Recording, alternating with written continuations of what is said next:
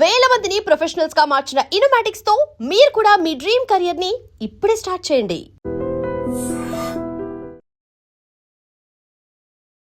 Hi hello నమస్తే, welcome back to our channel. నేను మీ వైషు. జీవితం మీద విరక్తి వచ్చేసిన వాళ్ళు ఎలా ఉంటారు? బేసిక్గా మీమ్స్ వస్తూ ఉంటాయి, వద్దయా నాకు ఈ జీవితం, నేను వెళ్ళిపోతాను, సన్యాసం తీసుకుంటానని చెప్పేసి. బట్ నిజంగా జీవితం మీద విరక్తి వచ్చిన వాళ్ళు ఎలా బిహేవ్ చేస్తారు, వాళ్ళు ఎలా ఉంటారు, వాళ్ళని మనం ఎలా ఫైండ్ అవుట్ చేయొచ్చు? లైక్ ఇంకా అయిపోయింది, వీళ్ళు ఇక్కడితోటి ఈధర్ సన్యాసమైనా తీసుకుంటారు, లేకపోతే అన్ని వదిలేసి వెళ్ళిపోవాలనే ఆలోచనతో అయినా ఉంటారు అని ఎలా అర్థమవుతుంది? ఈ విషయం గురించి మాట్లాడడానికి ఈరోజు నాతో పాటు డాక్టర్ హరీష్ తెనేటి గారు ఉన్నారు. సార్తో మాట్లాడదాం. హలో సార్, నమస్తే. హలో నమస్తే. ఎలా ఉన్నారు? అంత ఫైన్ అండి, బాగున్నారా? చాలా బాగున్నాను. సో జీవితం మీద విరక్తి రావడం అంటే, ఒక రీసెంట్గా 2 days నుంచి పెంగ్విన్ స్టోరీ ఒకటి చూస్తున్నాము. అది ఎప్పుడో 2007లో వచ్చింది, ఇప్పుడు వైరల్ అవుతుంది. దానికి ఏమైందంటే సగం మంది బ్రేకప్ అయిందని కొంచెం ఫన్నీగా స్టోరీస్ వస్తూ ఉన్నాయి. బట్ నిజంగా జీవితం మీద విరక్తి వస్తే ఇంకేం లేదు, ఇంక నాకంటూ ఎవరు లేరు, నేను చేసేది ఏమి లేదు. కొంతమంది జోగి అంటారు, కొంతమంది భోగి అంటారు. పూర్తిగా కావాలని వదిలేసుకోపోయే వాళ్ళు ఏంటి, అందరూ వదిలేసిన వాళ్ళు ఏంటి అనే డౌట్ ఒకటి. మనకి ఇన్ని రకాల సాంసారిక బంధాలు పెట్టిందే అలాంటి ఆలోచన రాకూడదని. నిజంగా ఆలోచించుడు, 1 fine day అందరు వెళ్ళిపోవాలి. ఎంత సంపాదించుకున్నావు, ఎంత ఎఫ్డీలు ఎన్ని దాచిపెట్టుకున్న డబ్బులు, గోల్డ్, బంగారం ఓ రోజు వెళ్ళిపోవాలి, టక్కమని తెగిపోతుంది. ఓకే, ఎందుకు పరిగెడుతున్నాము అనే దాంట్లో వచ్చినప్పుడు దెర్ ఆర్ 3 major images మనము అడ్డు పెట్టుకుంటాం. అని చెప్తా, 3 major images మనం అడ్డు పెట్టుకుని దాని నుంచి బ్రతుకుని లివ్ చేస్తుంటాం. ఫస్ట్ మన ఫిజికల్ రిలేషన్షిప్స్, బాండ్స్, ఇవి mental image and spiritual image. ఈ మూడిటి ద్వారానే మనం బ్రతుకుతాం. ఫర్ ఎగ్జాంపుల్, ఫిజికల్ ఇమేజ్ అంటే నాకు నా పిల్లల కోసం బతుకుతాను, లైఫ్లో నేను డబ్బులు సంపాదించడానికి బతుకుతాను, ఆర్ నేను ఇది సాధించడానికి, జాబ్ తెచ్చుకోవడానికి, డిగ్రీ తెచ్చుకోవడానికి అని ఫిజికల్గా. వేరే ఆ పేపర్ కావాలి, ఆస్తి కావాలి, ల్యాండ్ కావాలి, ఇల్లు కావాలి, ఉంటున్న పేరు, పలుకుబడి, పరపతి అని ఫిజికల్. ఇది సాధించడానికి కొన్ని గెలుపులు, కొన్ని ఓటములు, పంతము అలా తీసుకున్న వాడికి ఒక లైఫ్కి ఒక మీనింగ్ ఉన్నట్టు, అదే నా జీవితం అన్నట్టుగా వెళ్ళిపోతాం. నిజంగా కూడా ఆ పేపర్, డిగ్రీ కాగితం వచ్చినా రాకపోయినా, డబ్బులు వచ్చినా వెళ్ళాల్సిందే. ఓకే, సెకండ్ ఆస్పెక్ట్ వచ్చేసి మన మెంటల్ ఇమేజ్. మన మైండ్లో మనని ఒకళ్ళు ప్రేమిస్తున్నారని, మనని ఒకళ్ళు ఇష్టపడుతున్నారని, మనకేదో మన గురించి ఒక అవగాహన ఉండి ఆ ఇమేజ్ ద్వారా ఆపరేట్ చేస్తుంటాం. Very profound subject. సో స్లోగా ఎక్కించుకుంటే చాలా బాగుంటుంది. ఓకే, సో మెంటల్గా మనం ఒక ఇమేజ్, మనమంటూ మనకు ఒక క్యారెక్టర్ తయారు చేసుకుని ఆ క్యారెక్టర్ సర్వైవల్ కోసం బ్రతుకుతూ ఉంటాం. ఒకవేళ నేను పిరికిగా ఆత్మహత్య చేసుకుంటే నలుగురు ఏమనుకుంటారు, నేను పిరికోండి అనుకుంటారా అనే ఇమేజ్ని కాపాడుకోవడానికైనా పనిచేస్తారు చాలామంది. లైక్ నా పరువు పోతుంది, ఆ పని చేస్తే నేను ఏమైపోతాను అని మనమే ఒక ఇమేజ్ పెట్టుకుని, మన కోసం మనం మెంటల్లీ ఒక పిక్చర్ తయారు చేసుకుని ఆ పిక్చర్ని అందరి మైండ్లో నాటడం పనిలో ఉంటారు. లైక్ నన్ను ఆ రోజు వాడు ఇలా చూశాడండి, నాకు ఎంత చీప్గా చూస్తున్నారో మా వాళ్ళు అని. వాడి చూపులో నువ్వు చీప్ అయిపోతావేమో అని ఆలోచిస్తూ నీ మైండ్లో ఆ ఇమేజ్ని ఆలోచిస్తున్నాం. ఓకే, అదే ఒక మెంటల్ ఇమేజ్ నువ్వు క్రియేట్ చేసుకుంటాం. అలా దాన్ని ఫైట్లో ఉన్నవాడు కూడా బ్రతుకు మీద ఆశ ఉంటుంది, బ్రతుకుతాడు. Okay, third the spiritual image, where ఎక్కడో తెలుసు దట్ ఏదో దేవుడు చూస్తాడు, దేవుడు మనకి కనికరిస్తాడు, లేకపోతే ఏదో జన్మలో కర్మ చేశాం కాబట్టి, లేదా నాకు ఏదో పాపమో పుణ్యమో ఏదో జరుగుతోంది. ఈ టైప్లో భగవంతుడు అనే ఒక సృష్టి వేరుంది, ఒక పవర్ వేరుంది, ఈ సృష్టి వేరుంది అని తెలుసుకుని at a broad ground level బ్రతికిన రోజులు మంచిగా బ్రతకాలి, లేకపోతే దాన్ని దాటి ఇంకోలాగా ఏదైనా బ్రతకాలి అనేటట్టు ఈ ఇమేజెస్లో బ్రతుకుతారు. ఎవరికైతే ఈ ఇమేజెస్లో ఇంకా మీనింగ్ కనిపించదో వాడు విరక్తి చెందుతాడు. స్పిరిచువల్ అయినా ఆగిపోతారు అంటుంటారు కదా, అదే లాస్ట్ ఏమో అంటారు కదా. కాదు, అది నిజంగా విముక్తి కోసం వెళ్ళడం వేరు. విరక్తితో ఏంటి లైఫ్, ఏంటిలా అయిపోయింది అనేది రాకుండా చూసుకోవాలి. స్పిరిచువల్ అన్నారు కాబట్టి చెప్తున్నా, ఏదో దేవుడు నాకేదో కనికరిస్తాడు అనుకుని గుడి మెట్లు ఎక్కాడు, లేకపోతే మోకాళ్ళ మీద నడిచారు, ఇలా ఏవో మొక్కులు పెట్టుకుని చేస్తారు. అది తీరకపోయేసరికి దేవుడు కూడా నన్ను కనికరించట్లేదు కాబట్టి ఇంకా నా జీవితం వేస్ట్, దేవుడే నా మాట వినట్లేదు. ఈ సినిమాలో లాస్ట్కి మనము చూసారా, దేవుడు విగ్రహం ముందుకొచ్చి రా దిగిరా అనే పాటలు ఉంటాయన్నమాట. అనగానే దేవుడు నిజంగా లేచి ఉరికొస్తాడేమో అన్నట్టు. అలాగా దేవుడు అనేది ఒక పిక్చరు. అక్కడి నుంచి నా కోరికలు తీరితే మంచి దేవుడు, తీరకపోతే అసలు దేవుడు నన్ను పట్టించుకోవట్లేదు అనే ఒక ఇమాజినేషన్లో ఉంటారు. అది కూడా ఒక ఆస్పెక్ట్. ఓకే. అలాంటి వాళ్ళు విరక్తి చెందే ఛాన్స్ ఎక్కువ ఉంటుంది, విముక్తి రాదు. ఈ బంధాల నుంచి న్యాచురల్గా అలా తెగి పడిపోవడం వేరు. ఓకే. ఎలా అయితే మనకి మృత్యుంజయ మంత్రంలో చెప్తారు, ఉర్వారుకమివ బంధనాన్ మృత్యోర్మృక్షేమామృతాత్ అన్నట్టు. అలాగ తెగిపోవడం వేరు. ఓకే. న్యాచురల్గా మనం లైఫ్ లివ్ చేసి these are all outside అంటించుకున్నదిరా, లోపల దెర్ ఇస్ అనదర్ స్వరూపం విచ్ విల్ గో అని విముక్తి న్యాచురల్గా రావడం వేరు. ఓకే. ఓకే. చాలామంది విరక్తితో నాకు దేవుడు ఏం చేయలే, నేను ఇంత చేశాను, నేను ఇంత మంచివాడిని, నా మంచితనం ఎంత మంచితనం అంటే అనేటట్టుగా లెక్కలు వేసుకునే టైపు, దేవుడు నాకు ఏం చేశాడండి అనే దాంట్లో ఉంటారు.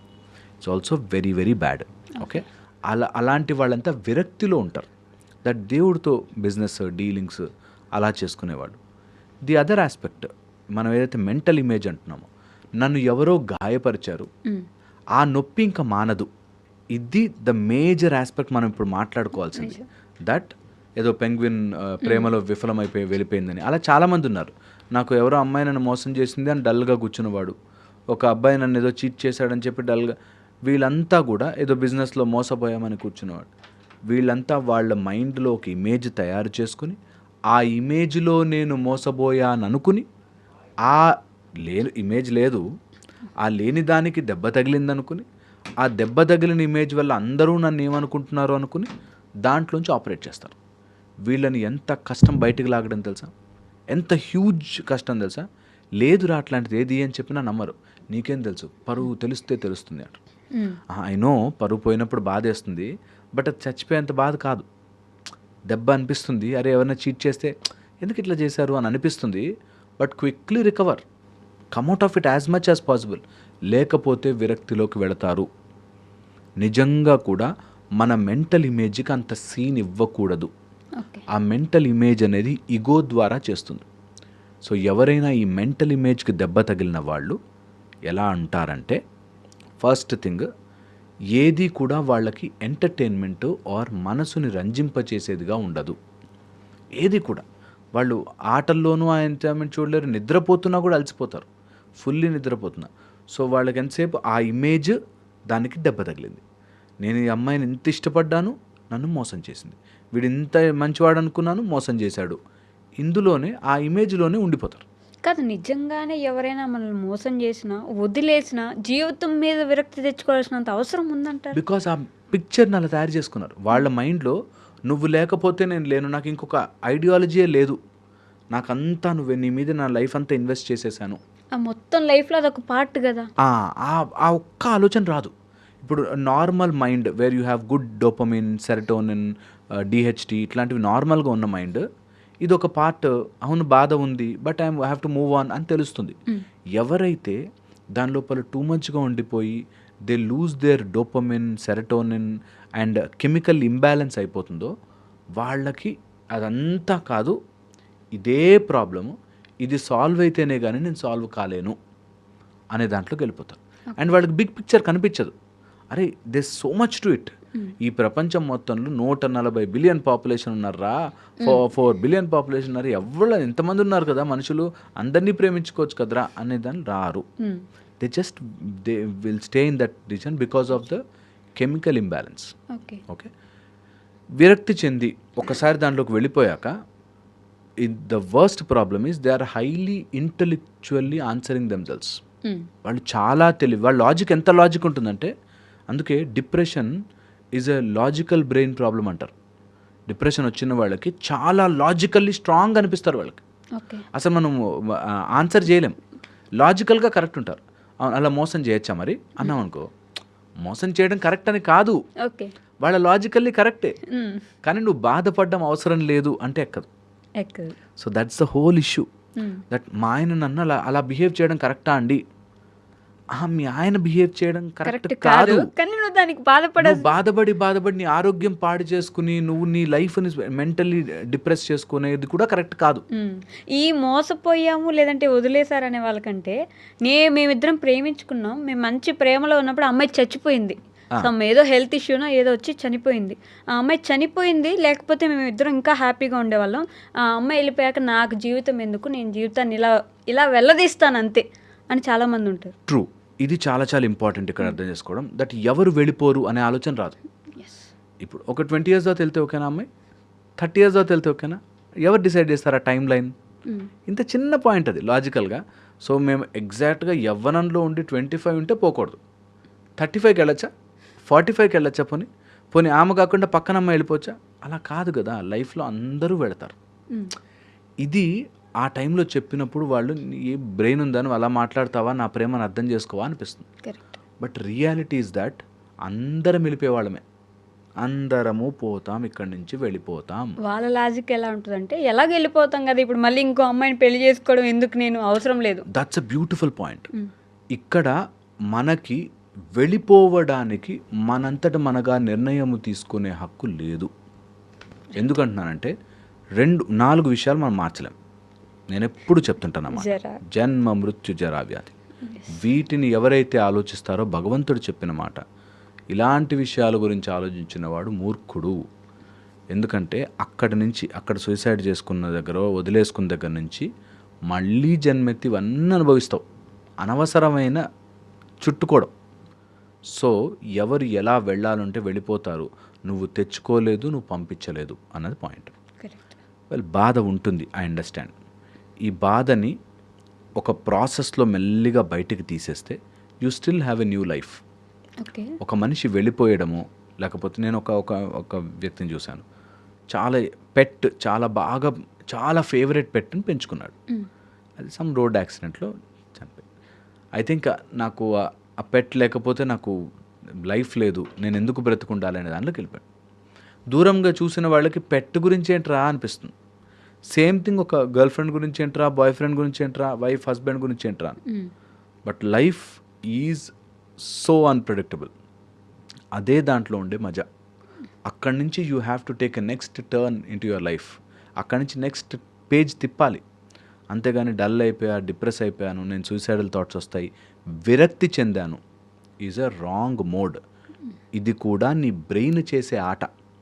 ఎందుకు చేస్తుంది అంటే ఆ వ్యక్తి వల్ల చనిపోయింది కాబట్టి నేను ఇలా డల్గా లేకపోతే నా ప్రేమ నిజం కాదనుకుంటారేమో. ఒక అతనికి ఇలాగే చెప్పానమాట. ఒక 1 year అయిపోయింది, తను లవ్ చేసిన అమ్మాయి ప్రేమించింది, తర్వాత ఇది యాక్సిడెంట్ అయింది, వెళ్ళిపోయింది. నెక్స్ట్ ఏంటంటే నేను వేరే అమ్మాయిని చేసుకుంటే నేను ఈమెను మర్చిపోయినట్టు అయిపోతుంది కదా, నా ప్రేమ నిజము కాదు కదా అప్పుడు అనేది డౌట్. సో ద ఫాల్స్నెస్ ఆఫ్ నేను కరెక్ట్ అని చూపించుకోవడానికి ఈ ప్రపంచం కోసం నేను ఇలా డల్గా మెయింటైన్ చేయాలి. ఓకే, లేకపోతే అమ్మాయిని మర్చిపోయినట్టే, ఇన్ని రోజులు చట్టాపట్టాలు వేసుకుని తిరిగారు కదా అని అనుకుంటారని. సినిమాలో కూడా అలానే చూపిస్తారు కదా, అమ్మాయి చచ్చిపోతే ఆ అమ్మాయి కోసం ఒక చెట్టు, ఆ చెట్టు మీద అమ్మాయి పేరు రాసుకొని అలానే ఉండిపోవడం. సో వెరీ ఇంపార్టెంట్ ఏంటంటే ఇది ఎవడి కోసమో అయితే అస్సలే బ్రతకూడదు. అలా 2 పెయిన్ ఉంది, నిజం అది. Okay, that is true, accepted. At the same time నువ్వు లైఫ్లో మూవ్ ఆన్ అవుతూ ఉండాలి ఈజ్ ద పాయింట్. ఓకే, ఎప్పుడైతే నీ ఆర్టిఫిషియల్గా నువ్వు చూపించుకోవడానికి అలా యాక్ట్ చేస్తున్నావు, ఆర్ డైవర్ట్ దట్, ప్రేమనే పెళ్ళనే కాదు, you can divert that energy to something else. But life has to go on in an more exuberant, ఎంతూజియాస్టిక్గా, అరే ఇంత అన్ప్రెడిక్టబుల్ లైఫ్ రా, దీని గురించి నేను తెలుసుకోవాలనే దాంట్లోకి వెళ్ళాలి. ఓకే, అదే ఎప్పుడు కూడా మన జీవితాన్ని, జర్నీని ముందుకు తీసుకెళ్తుంది. లేకపోతే యూ విల్ గో ఇలా డల్ అయిపోయి ఎందులోనూ ఇంట్రెస్ట్ రాక బ్రెయిన్లో రాంగ్ కెమికల్స్ అన్ని ప్రొడ్యూస్ అయ్యి you will slowly go in to depression and death. Okay, ఇందాక నేను మాట్లాడుతూ ఒక పాయింట్ అడిగాను, అందరూ వదిలేసిన వాళ్ళు, అందరినీ వదిలించుకొని వెళ్ళిపోయిన వాళ్ళు, ఈ రెండింటికి తేడా ఏంటి? ఫస్ట్ అందరూ వదిలేసిన వాళ్ళు వీళ్ళని అసలు ఎందుకు పనికిరారనుకుంటారు, ఇది అదే, వాళ్ళు కూడా అదే ఇమేజ్ పెట్టుకుంటారు. దట్ నేను ఎవరికి యూజ్ అవ్వట్లేదు, నా వల్ల ఎవరికి ఉపయోగం రావట్లేదు, నేను అనుకున్నట్టుగా ఏం జరగట్లేదు. లైఫ్ అన్ప్రెడిక్టబిలిటీని వీళ్ళు ఎప్పుడైతే చేతిలోకి తీసుకోవాలనుకుంటారో అప్పుడే ఇవన్నీ విరక్తి ఇవంతా వచ్చేది. నాకు తగ్గట్టుగా లైఫ్ జరగాలి, నేను అనుకున్నట్టుగా లైఫ్ లేకపోతే నేను ఇంకెందుకు ఉండాలి ఇక్కడ అనేటట్టుగా మారుతారు. ఎవ్రీథింగ్ ఇన్ దిస్ యూనివర్స్ నువ్వు అనుకున్నట్టుగా జరగకపోవచ్చు, నువ్వు అనుకున్నట్టుగా జరగదు. కొన్నిసార్లు నువ్వు అనుకున్న వాళ్ళు నిన్ను మోసం చేస్తారు, వదిలేస్తారు, చీట్ అవుతాం, ఆర్ మనము అనుకున్న దాంట్లో ఫీల్డ్లోకి వెళ్ళలేకపోవచ్చు. ఇవన్నిటిని పట్టుకుని వీళ్ళందరూ నన్ను ఎవరో ఒకళ్ళు పాయింట్అవుట్ చేయాలి. ఐగో ఎలా యాక్ట్ చేస్తుందంటే, మీ అమ్మా నాన్న నీకు ఆ రోజు ఎంకరేజ్ చేయలేదు కాబట్టి, లేకపోతే నీకు ఆ రోజు బాస్ ఇలా అన్నాడు కాబట్టి, నువ్వు ఉద్యోగంలో పనికిరాలేవు అన్నారు కాబట్టి, ఇంకా నాకు ఎవరి మీద నమ్మకం లేదు, వెళ్ళిపోతాను. ఒక ఆయన 60-70 lakhs పోగొట్టుకున్నాడు ఏదో సమ్ స్టాక్స్లో వాటిలో. ఓకే, నేను వాడిని ఎవరినో నమ్మాను, వాడు నమ్మిన తర్వాత వాడు నన్ను మోసం చేశాడు. నేను అంత నమ్మాక వాడి కోసం నేను ఎంత చేశానండి ఆ రోజు, ఏదో నైట్ వెళ్ళా వాడి కోసం తడిసి వెళ్ళి మరి తెచ్చాను ఏవో చెప్పాడు.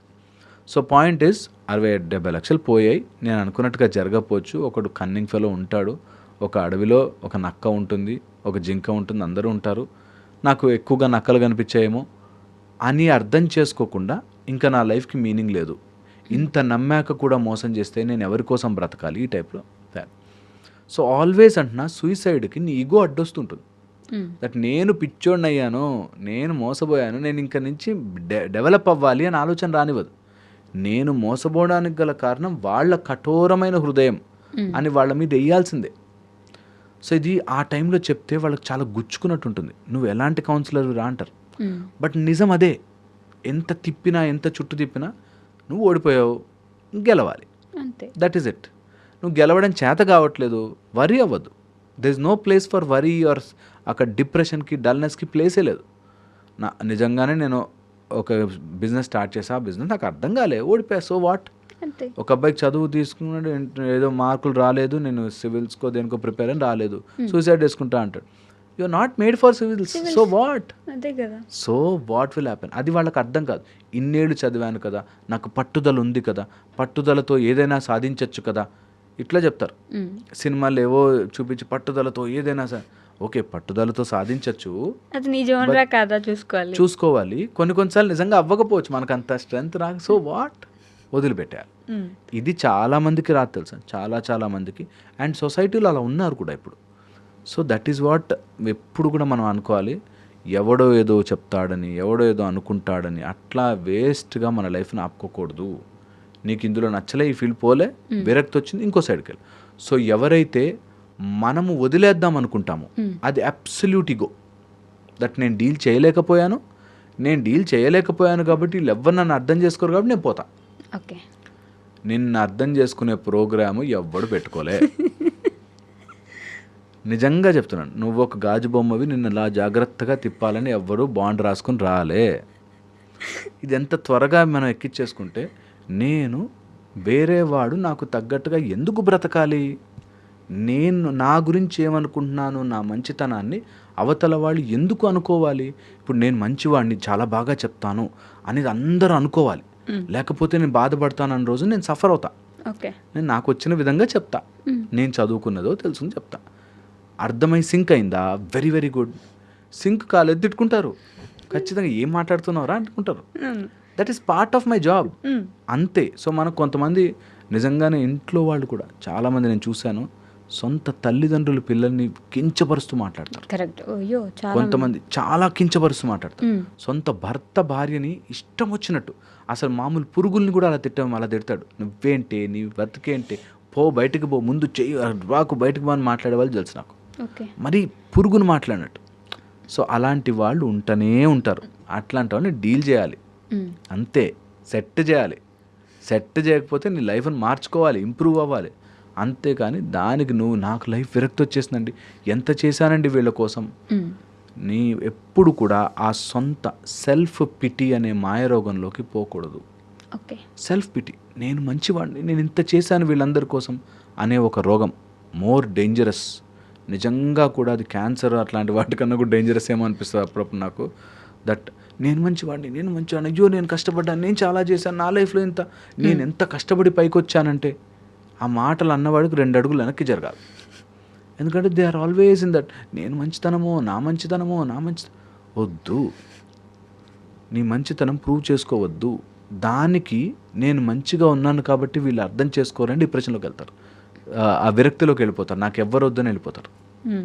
నేను చూసాను ఒక లేడీ, 2 పిల్లలు, హస్బెండ్, వాళ్ళు మాట వినట్లేదని ఇల్లు వదిలేసి వెళ్ళిపోయింది. లిటరల్లీ. అయితే చాలా బాధేస్తుంది మనకి, చాలా ఏంటి దానికోసం కూడా వెళ్ళిపోతారా అనిపిస్తుంది. బట్ తనకి అది రియల్, తన మైండ్లో ఉన్న ప్రాబ్లం అది real. So connecting all the dots, నీ మైండ్లో ఉన్న ఇమేజ్ వాళ్ళ మైండ్లోకి ఎక్కట్లేదు కాబట్టి నువ్వు సఫర్ అవ్వడం అన్నది అసలు అంతకంటే మూర్ఖత్వం ఉండదు. ఓకే, అంటే బేసిక్గా జీవితం మీద విరక్తి అనే కాన్సెప్ట్ ఇంతకుముందు ఏంటంటే ఇంక మొత్తం అయిపోయింది, జీవితం చూసేశారు అన్న వాళ్ళు కాశీకి వెళ్ళి శరీరాన్ని విడిచేసి ముక్తి తీసుకునే వాళ్ళు ఉంటారు. అసలు జీవితం మీద విరక్తి ఎందుకు వస్తుంది బేసిక్గా? అంటే ఋషులు మునులు అప్పట్లో సన్యాసం తీసుకొని, అంటే చాలామంది మంచి మంచి రిచ్ ఫెలోస్, బిజినెస్ మ్యాన్స్ కూడా అన్నీ వదిలేసుకొని వెళ్ళి ఏదో గుహల్లో కూర్చొని యోగా చేసే వాళ్ళని ఈ మధ్య చాలామంది చూస్తున్నాం. ఎందుకు అలా మారిపోతారు? ఆ స్విచ్ ఎక్కడి నుంచి వస్తుంది? అది విరక్తి కాదు, అది మళ్ళీ చెప్తాను, అది విరక్తి కాదు. అన్నీ ట్రై చేసి విముక్తి కోసం ప్రయత్నం చేశాడు. ఈ మానవ శరీరంలో ఈ 4 కంపల్సరీ వస్తాయి. ఈ రోగిష్టి శరీరములతోనో లేకపోతే ఈ మళ్ళీ మళ్ళీ జన్మ అనే సైకిల్ నుంచి నేను విముక్తి పొందాలి, దాన్ని నేను సాధనాపూర్వకంగా తెలుసుకుని నేర్చుకోవాలి, ఇక్కడ సంపాదించాల్సినవి చేయాల్సినవి చేసేసాను, I want to move ahead. ఇది కంపల్సరీ మనకుంది. ఓకే, చతుర్విధ పురుషార్థాల్లో ధర్మార్థ కామ మోక్షము కోసం నువ్వు ప్రయత్నము చెయ్యాలి. ఓకే, 4 దాంట్లో బ్రహ్మచర్యము, గృహస్థ, వానప్రస్థ, తర్వాత సన్యాసం కంపల్సరీ.